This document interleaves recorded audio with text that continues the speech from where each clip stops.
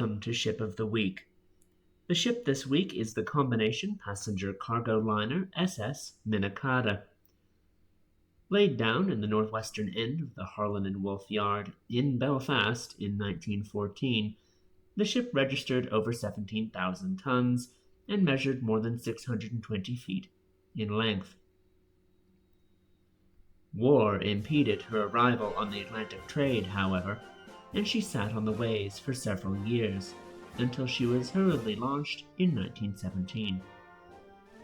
German U-boats patrolling the Atlantic shipping lanes that served as the lifeline for the Allies were sending tonnage to the bottom faster than Allied industry could replace it, so Minnekahda, like many of her fellow liners, prepared for service as a troopship.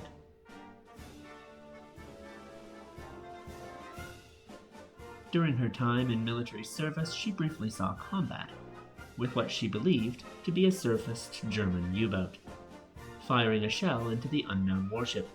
But, unfortunately for Minnekahda, the submarine in question turned out to be USS N3, an American N-class patrol submarine. N3 and her crew lived to fight another day. Minnekahda lived to be embarrassed. After the war, Minnekahda helped move the men recently brought to Europe back home again until she was eventually handed back to her original owners, the Atlantic Transport Line, which brought her to Quincy, Massachusetts for rebuilding in late 1920. The work converting Minnekahda into an immigrant ship took several months, and she sailed for Europe in March of 1921 under charter by the American Line to pick up migrants fleeing a war-torn continent.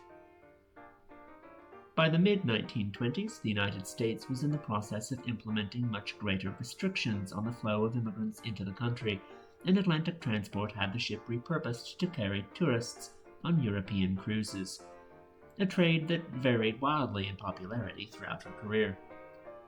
She undertook several quality-of-life improvements to facilitate the cruising role, with her tonnage increasing slightly as an additional deck and new amenities arrived.